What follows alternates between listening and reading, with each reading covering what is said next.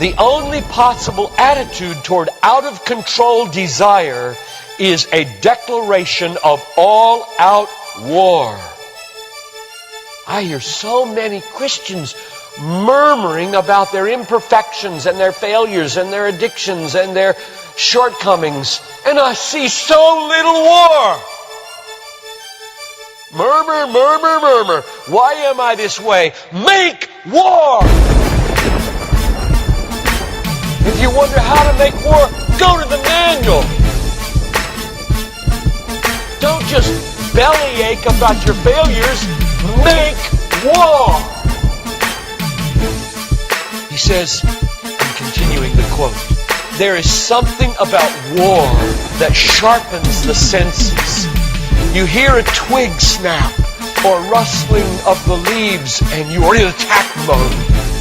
Someone coughs and you are ready to pull the trigger.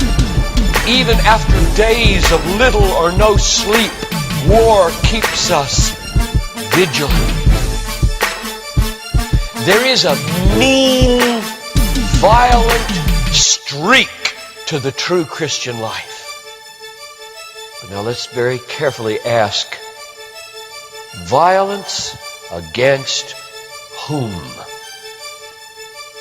Or what? Not other people. Not other people. Not other people. Not Muslims. Not Hindus. Not Buddhists. Not atheists. Not secularists. Not nominal Christians.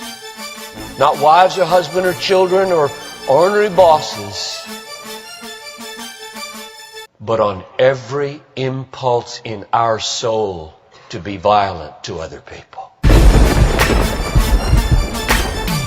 Violence, a mean streak in Christianity, against our own selves. And all in us that would make peace with sin and a settling in peacetime mindset. We make war on that in us. It's a violence against all lust in ourselves. All enslaving desires for food, caffeine, sugar, chocolate, alcohol, pornography, money, the praise of man, approval of others, power, fame. This is our enemy. This is where we make war. It is a violence against all racism in our souls, all sluggish indifference to injustice in our souls, a violence against all indifference to poverty and indifference to abortion in our souls. Did you know that in the warfare of Romans, Satan doesn't show up until chapter 16? We tend to think of spiritual warfare as this little thing where you find some way to pray or some way to lay hands on or some way to do a Satan thing. Well, that's important. Believe me, that's important.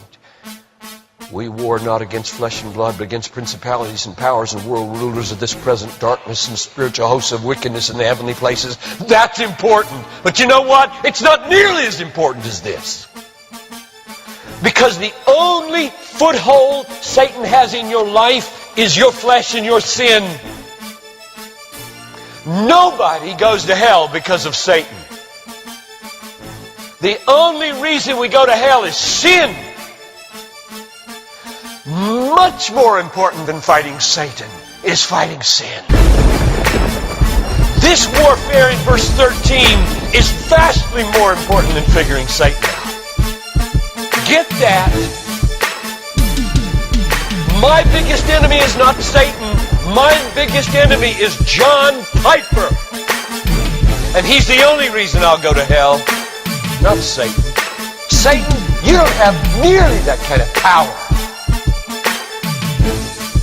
And therefore, I really care about us learning how to do this battle. Christianity is not a settle in, live at peace with the world the way it is religion.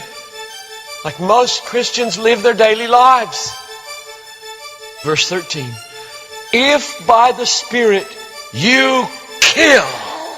There's a mean streak in Christianity, and it's not against anybody else but ourselves. In fact, it's against the meanness of ourselves against other people. If you feel like you're a mean person against others, a harsh person, a critical person, you know your problem? You haven't learned to make war. You haven't learned to be mean. You haven't learned to get violent